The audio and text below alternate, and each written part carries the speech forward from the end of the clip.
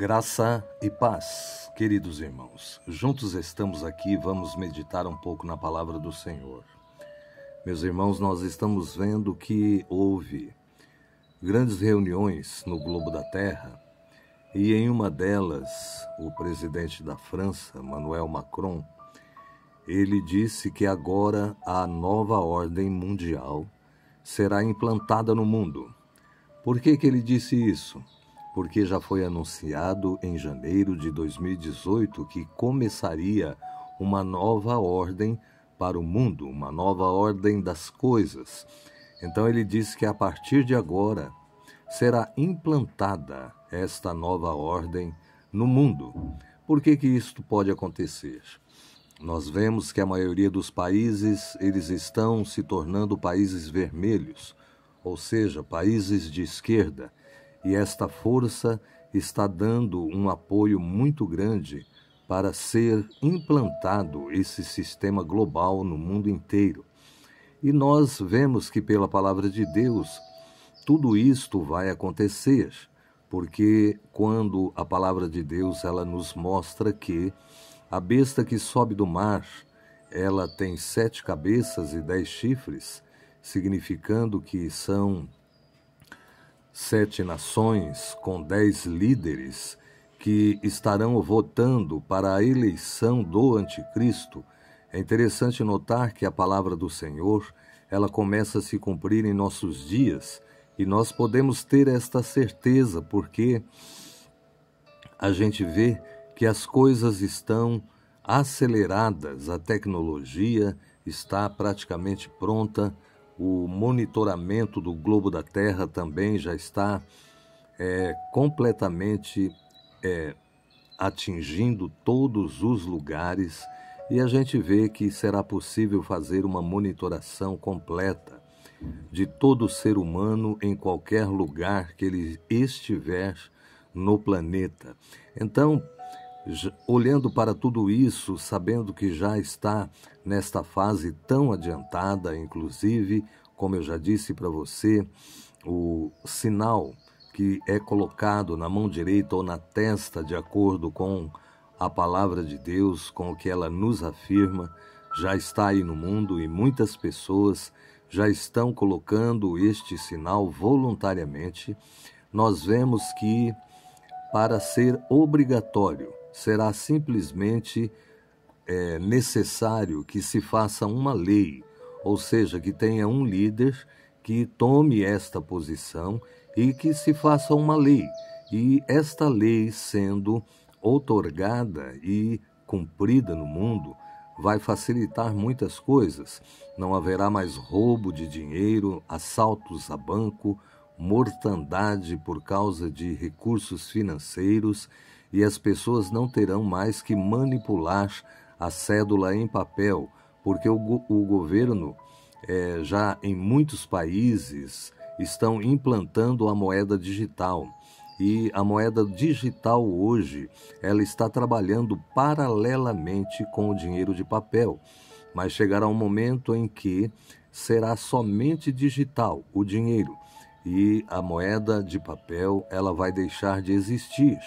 E assim a pessoa poderá fazer as suas compras, poderá fazer os seus pagamentos, tudo de forma eletrônica, através dos seus aplicativos, através de um chip implantado no corpo para facilitar todas as coisas, e com este chip também ele poderá acessar as senhas do seu computador, abrir a porta do carro, fechar o carro, abrir a porta da casa, do portão eletrônico, acessar também as imagens das câmeras que estão instaladas dentro das suas casas. Então será aparentemente algo que vai facilitar, que vai ajudar. Então o bandido não terá um motivo para correr atrás do dinheiro, porque será muito difícil fazer a transferência dos créditos de uma pessoa física para outra, a não ser que esta pessoa seja uma pessoa do sistema e que tenha também o seu implante. E para isso ele tem que passar por determinado rigor de aprovação.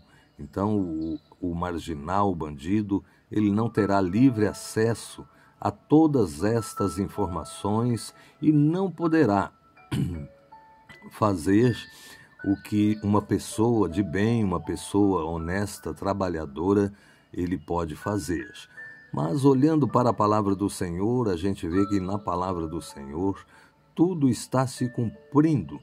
E a gente vê, olhando as notícias no mundo também, a gente vê que essas coisas, elas estão realmente acontecendo.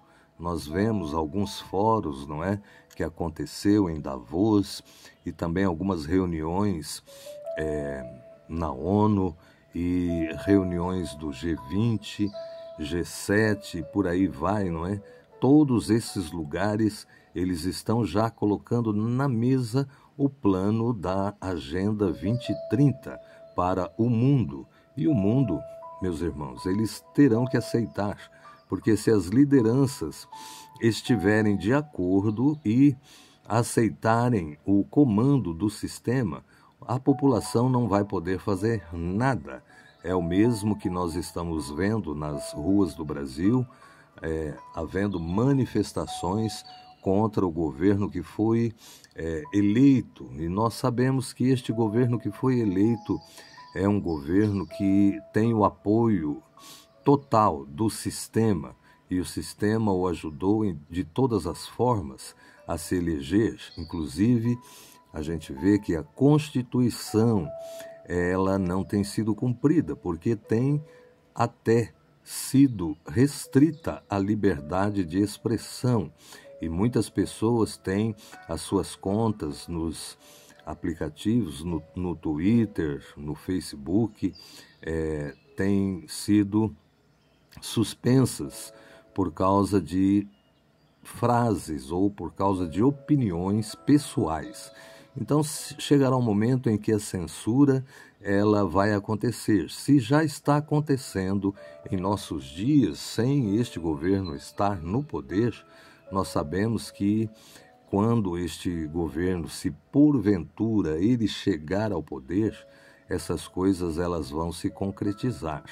Olhando então para as manchetes, olhando para os jornais, a gente vê esses líderes falando abertamente sobre este assunto, como é o caso, não é, deste presidente da França, que ele fala abertamente sobre isto. Aqui eu tenho um pequeno vídeo aqui que você pode dar uma conferida, não é, nas palavras dele que vai aparecer aí.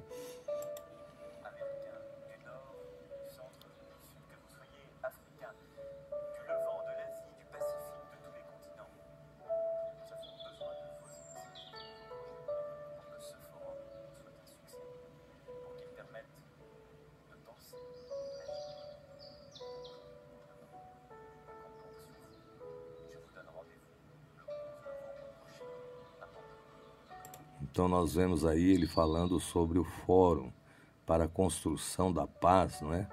Este homem que já é conhecido, que ele faz esta campanha, a campanha da nova ordem mundial, não é?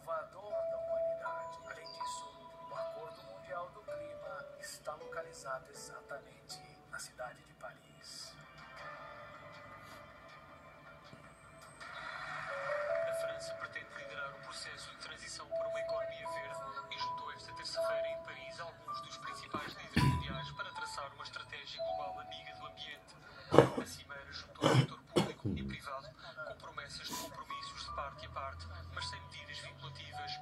Apesar da vontade comum, Emmanuel Macron está longe de estar otimista. On est en train de perdre la bataille. Estamos a perder a batalha. Quem nos antecedeu teve sorte. Podia dizer que não sabia. E era verdade. Mas nós já sabemos há 20 anos.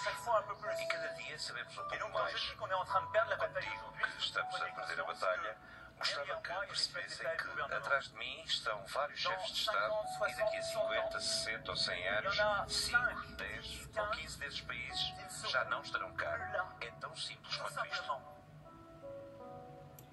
Então, veja aí.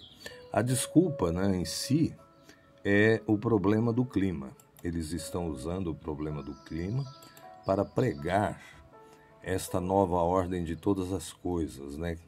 Dizendo que é uma oportunidade para controlar o planeta.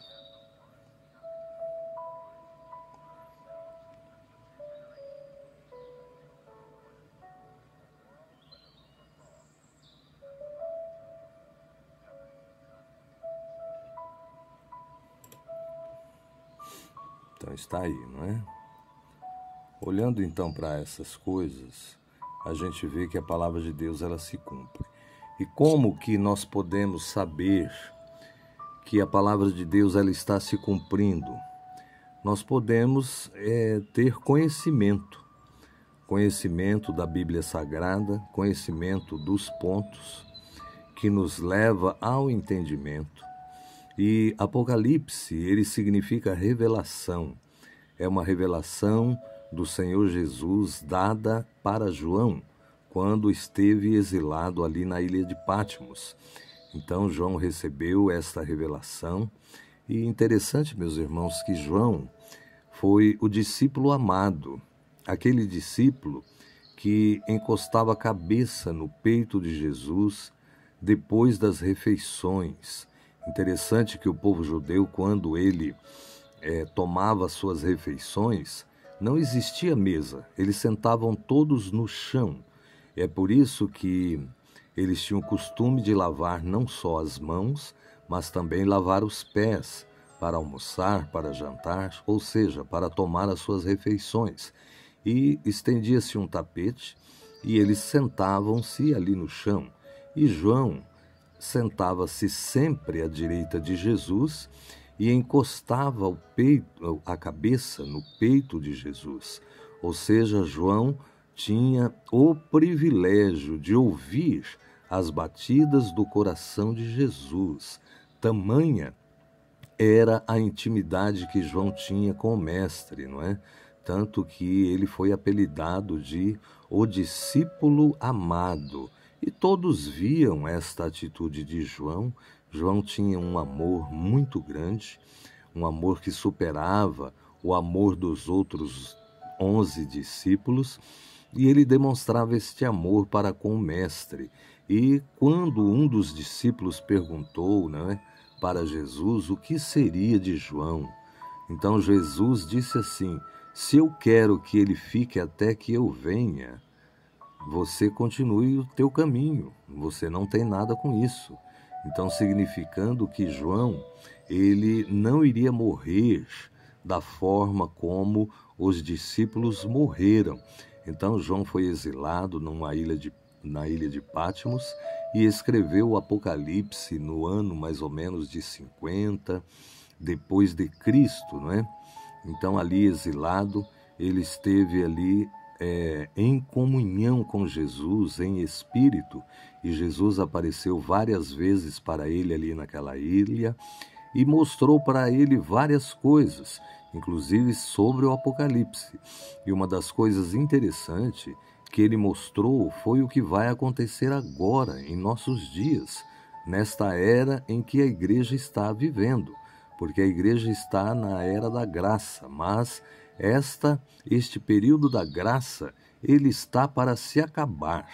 Então nós vemos que irá surgir um governante mundial, e a Bíblia fala sobre este governante mundial, inclusive em 2 Tessalonicenses, não é? Paulo escrevendo sobre isto, ele também já se incluía no arrebatamento, porque eles tinham confiança e acreditavam que eles veriam o arrebatamento, que o arrebatamento seria para aqueles dias, não é? Então, ele escrevendo sobre esses dias, ele falou também sobre a segunda vinda de Jesus, que será a segunda vinda em glória, nas nuvens, no momento em que todo olho verá. Então, neste momento em que Jesus virá em glória nas nuvens e que todo olho verá, não é o mesmo momento do arrebatamento. Eu vi um certo comentário a respeito de um escrito que ele disse que o arrebatamento, Jesus virá em glória nas nuvens, mas tem uma diferença. Jesus virá no arrebatamento de forma escondida, ou seja, ele não vai descer na terra, mas a igreja, o salvo, vai se encontrar nos ares com o Mestre. Já a segunda vinda é o momento em que Cristo aparecerá para todas as nações em glória, para julgar este mundo. O primeiro julgamento será do falso profeta, do anticristo, não é? E também o julgamento de a prisão, não o julgamento, a prisão de Satanás, que será preso por 1000 anos, que será o tempo do reinado de Cristo na terra. Então será de 1000 anos. E quando Cristo fala sobre este dia, sobre a sua segunda vinda em glória, que todo olho o verá, Paulo cita que antes deste acontecimento é preciso que haja um abandono da fé generalizado no mundo. E também antes da segunda vinda visível de Cristo, é preciso que surja o homem do pecado. Então vou te mostrar 2 versículos aqui na palavra de Deus, para que nós possamos ter um entendimento mais completo sobre isto e você possa saber, não é, quais são esses 2 acontecimentos. Diz assim a palavra: e agora vós sabeis o que eu detém, para que a seu próprio tempo seja